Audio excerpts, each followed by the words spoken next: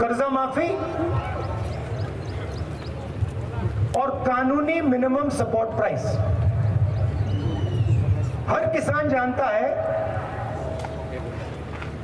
कि जब उसे अपनी फसल बेचनी पड़ती है तो जादू से फसल का दाम गिर जाता है। जादू से फसल दाम गिर जाता है और किसान को कभी भी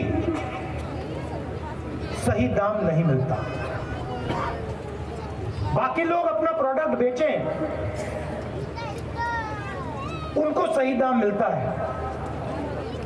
कोई टूथपेस्ट बेचता है, कोई जूस बेचता है, कोई कुछ और बेचता है, चिप्स का पैकेट बेचता है, उसको सही दाम मिलता है। मगर जो इस देश की रीढ़ की हड्डी है, जो 24 घंटा खून पसीना देता है, उसे सही दाम नहीं मिलता। तो हमने 2 काम किसानों के किए हैं, करने जा रहे हैं। पहला काम, हिंदुस्तान के किसानों का हम कर्जा माफ करेंगे। ये अभी आप ताली जल्दी बजा गए। ये कर्जा माफी ये शुरुआत है, मगर हम सिर्फ कर्जा माफी नहीं करेंगे। हम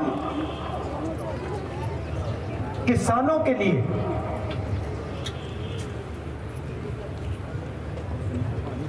एक कमीशन रखेंगे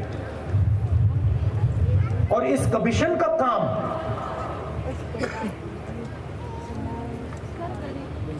जब भी किसानों को कर्जा माफी की जरूरत होगी, ये कमीशन सरकार को कहेगा और सरकार किसानों का कर्जा माफ करेगा। एक बार नहीं, जितनी बार आपको कर्जा माफी की जरूरत होगी उतनी बार ये कमीशन कर्जा माफी करेगा।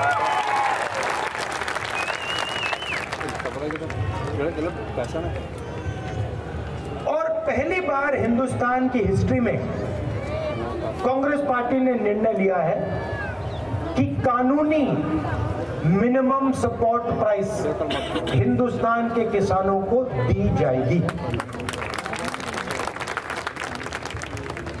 भाई और बहनों, न्याय होना चाहिए। नरेंद्र मोदी जी ने हिंदुस्तान को अन्याय का कैपिटल बना दिया है। हर गरीब जानता है कि जितना अन्याय आज हिंदुस्तान में हो रहा है उतना शायद पहले कभी नहीं हुआ, अंग्रेजों के समय भी नहीं हुआ। मैं सिर्फ एक बात कह रहा हूं, अगर अदानी जैसे व्यक्ति का कर्जा माफ हो सकता है और अगर नरेंद्र मोदी अदानी जैसे लोगों का कर्जा माफ करेगा, तो कांग्रेस पार्टी किसानों का, मजदूरों का, दलितों का, गरीबों का कर्जा माफ करेगी। अगर नरेंद्र मोदी चाहते हैं कि किसानों का कर्जा माफ ना हो, तो फिर अरबपतियों का भी कर्जा माफ नहीं होना चाहिए। जो उनके लिए होता है वो किसान के लिए होना चाहिए, जो उनके बेटे के लिए होता है वो गरीबों के बेटों के लिए होना चाहिए। मैं सिर्फ ये कह रहा हूं। और नरेंद्र मोदी जी का काम आपके ध्यान को इधर उधर करने का है। घबराए हुए हैं, डर गए हैं,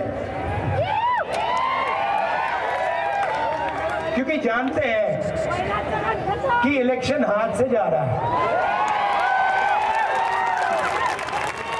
और इलेक्टोरल बॉन्ड्स में इतनी चोरी हुई है कि इलेक्शन के बाद उनकी मुश्किल हो जाएगी। तो घबराहट में है, तो एक के बाद एक झूठ बोल रहे हैं। अब की बात कड़ी पर वो जानते हैं कि हिंदुस्तान की जनता बात समझ गई है। वो जानते हैं कि हिंदुस्तान की जनता इस चुनाव में संविधान की रक्षा करने के लिए खड़ी हो गई है और वो जानते हैं कि हिंदुस्तान की जनता समझ गई है कि नरेंद्र मोदी जी अरबपतियों के नेता हैं, गरीबों के नहीं। अब आखिरी बात आपको कहना चाहता हूं,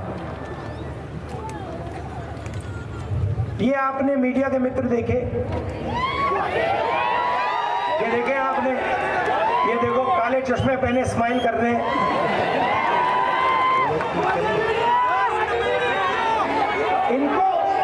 इनको आपने कभी भी किसानों की बात करते हुए सुना है, देखा?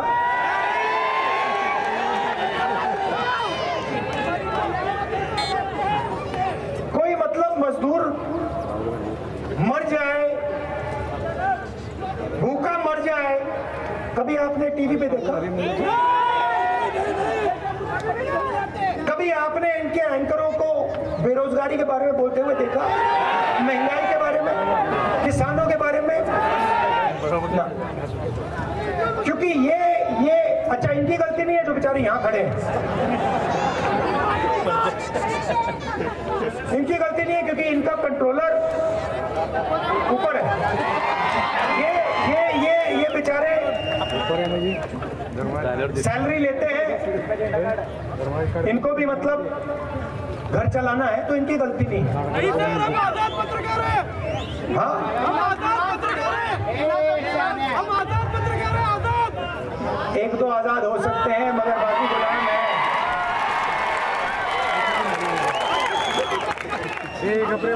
आजकल के हिंदुस्तान में, आजकल के हिंदुस्तान में पता नहीं लगता कौन सा मीडिया वाला आजाद है, कौन सा गुलाम है। तो ये आपकी बात तो कभी करते नहीं है। तो मैंने एक बात चेक की, मैंने कहा देखो देखते हैं, तो ये जो मीडिया कंपनीज है ना, इनके मालिकों की मैंने लिस्ट निकाली।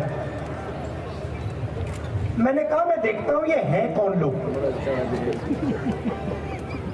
उनकी लिस्ट निकाली और इनके जो एंकर्स हैं, बड़े बड़े एंकर्स हैं, नाम आप जानते हो, उनकी लिस्ट निकाली और आप हैरान हो जाओगे। लिस्ट में एक दलित नहीं था, एक आदिवासी नहीं था, एक ओबीसी नहीं था, एक गरीब जनरल कास्ट का नहीं था। ये आपके हैं ही नहीं। 90% हिंदुस्तान का तो एक भी आदमी नहीं है इनमें।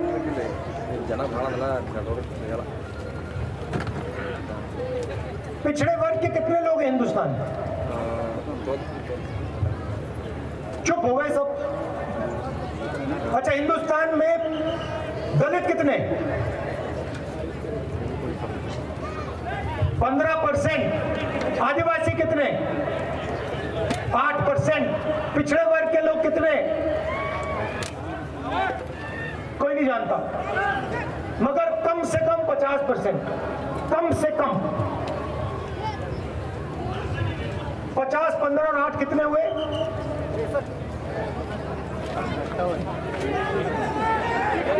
73। उसमें 15% माइनॉरिटी जोड़ दीजिए और 5% गरीब जनरल कास्ट जोड़ दीजिए, कितने हुए? 90 प्लस हो गए। 90% आबादी में से एक आदमी नहीं मिलेगा आपको मीडिया में, एक नहीं है। ये आपके है ही नहीं।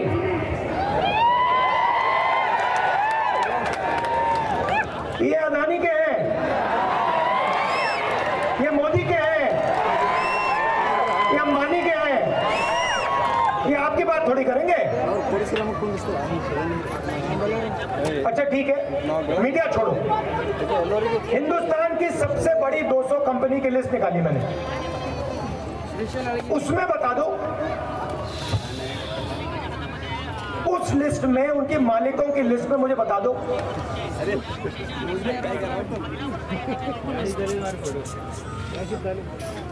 मराठा कितने, धनगर कितने, खटीक कितने, यादव कितने, बता दो। जीरो। 50% में से कोई नहीं, 15% में से कोई नहीं, 8% में से कोई नहीं, 90% में से कोई नहीं, सारे के सारे सीनियर मैनेजमेंट में कोई नहीं। अच्छा, पता नहीं, शायद हिंदुस्तान के 90% लोग क्या नहीं, हमें मीडिया नहीं चाहिए, हमें हिंदुस्तान का कॉर्पोरेट इंडिया में भी भागीदारी नहीं चाहिए। तो ठीक है, फिर सरकार को देखते हैं।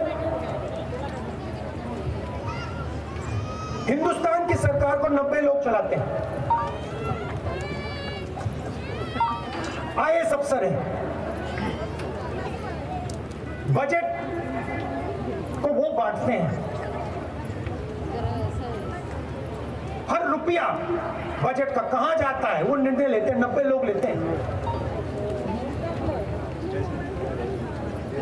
महाराष्ट्र में कितना पैसा जाएगा, सड़कों में कितना जाएगा, सेना को कितना मिलेगा, अग्निवीर होगा या नहीं होगा, ये सारे के सारे निर्णय ये 90 लोग लेते हैं। मुझे बताओ, 90 में से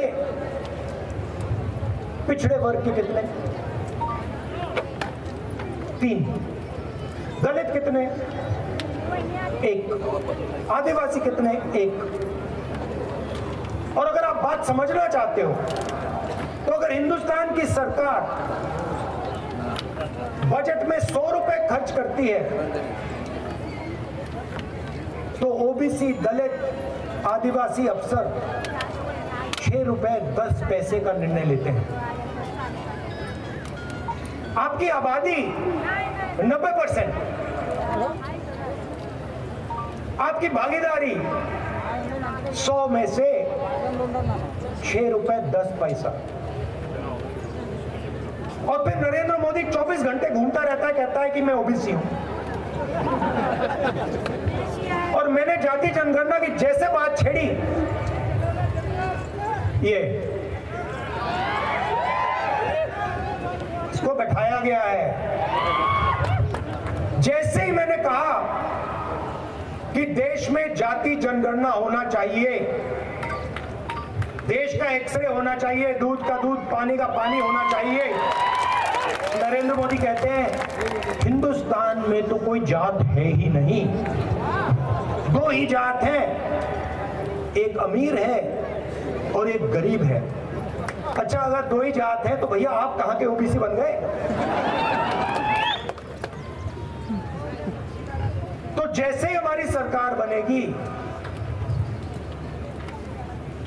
जाति जनगणना हम पूरे देश में करवा देंगे। और इकोनॉमिक सर्वे और संस्थाओं का सर्वे, मतलब किसके पास कितना धन है, पिछड़ों के पास कितना धन है,